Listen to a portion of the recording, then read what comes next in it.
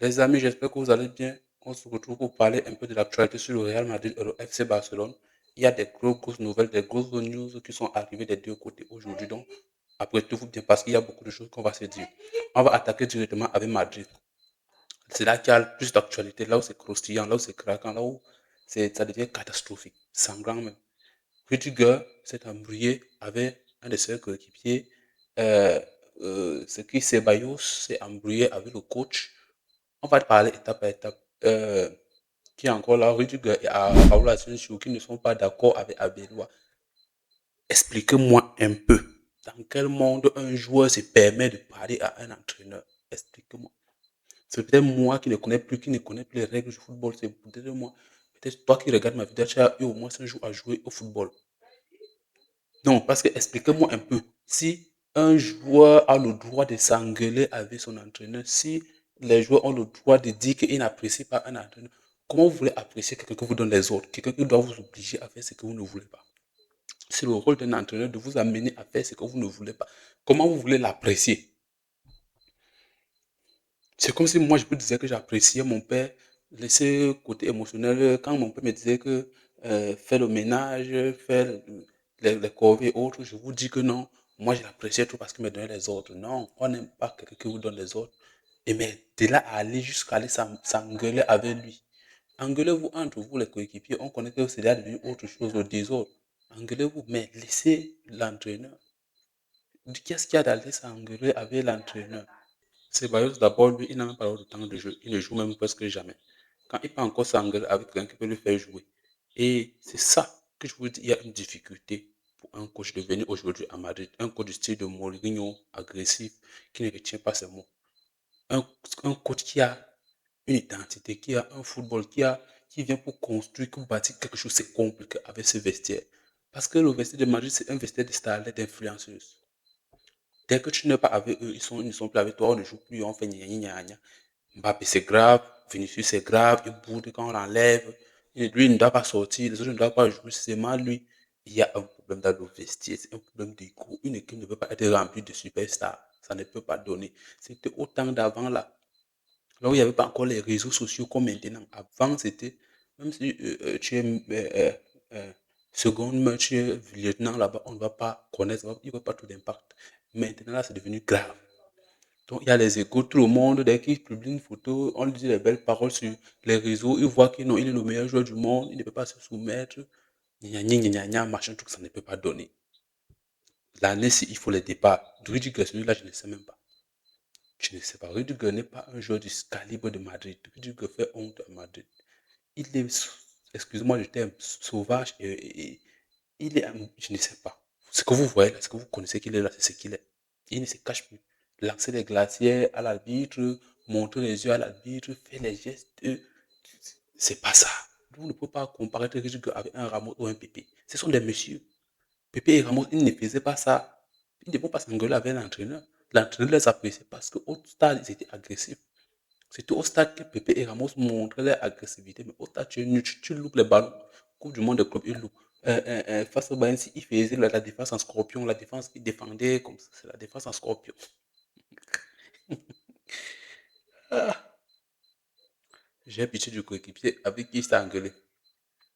J'ai pitié. Si vous connaissez, donnez-moi son nom en commentaire. Raoul Asensio, lui, on peut comprendre parce qu'il ne joue plus. Il se dit que c'est de la faute du coach. Mon type, ce n'est pas de la faute du coach. Chaque fois qu'on t'a mis au stade, tu as toujours eu un rouge. Tu as toujours eu un rouge, tu as toujours fait une boulette. Tu n'es pas un joueur du niveau de Madrid. Tu es un joueur du niveau de Levante, avec tout le respect que j'ai pour Levante.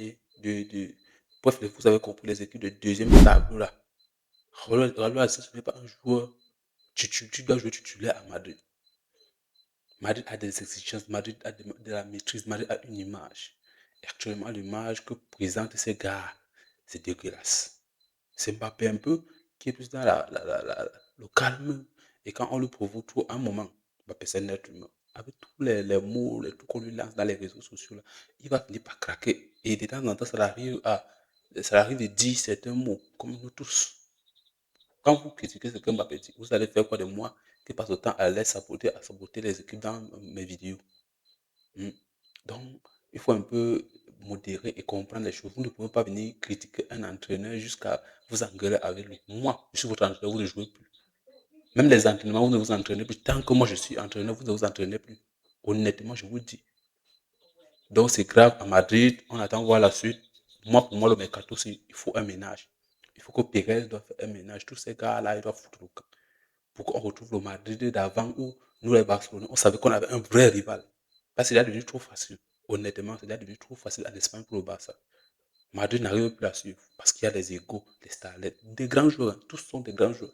Envoyez-les dans n'importe quel club, n'importe qui dans n'importe quel club, il est star là-bas, il est titulaire indiscuté. Mais c'est à Madrid qu'ils ne veulent pas entendre les choses, machin tout. Bref, on va parler de ça demain dans une autre vidéo, donc abonnez-vous pour ne pas rater la vidéo de demain aussi. Côté Barça, on a Rafinha et Bernard qui sont de retour enfin à l'entraînement, ça fait du bien. On va enfin pouvoir leur revoir jouer, malgré le fait qu'ils se sont blessés au pire des moments, au moment où on a le plus besoin de. Ils ont lâché. On a perdu la Ligue des Champions comme d'habitude. Ça serait difficile pour nous. On gagne encore la Ligue des Champions. Mais la bonne nouvelle, c'est qu'ils sont déjà là. Oui, et on va pouvoir jouer le classique. On va pouvoir compter sur eux au classico. Parce qu'actuellement, on est, c'est grave. Je ne trouve pas le mot. Je ne sais pas avec qui il est Ferran Torres, qui est le meilleur rateur d'Europe. Il a dit qu'il a eu le trophée du meilleur rateur, donc celui qui a eu le plus d'occasions en Europe, notre attaquant. Et il a raté. Comment vous voulez qu'on aille quelque part avec ça? Yamal se bat, il donne des caviars, il donne. Toi, tu passes le temps à rater. C'est grave. Si c'était à rouge, là, on devait se mettre à saboter à rouge. Maintenant, là, que c'est Ferran Torres, l'idiot, excusez-moi le terme, Ferran Torres, on ne parlait pas.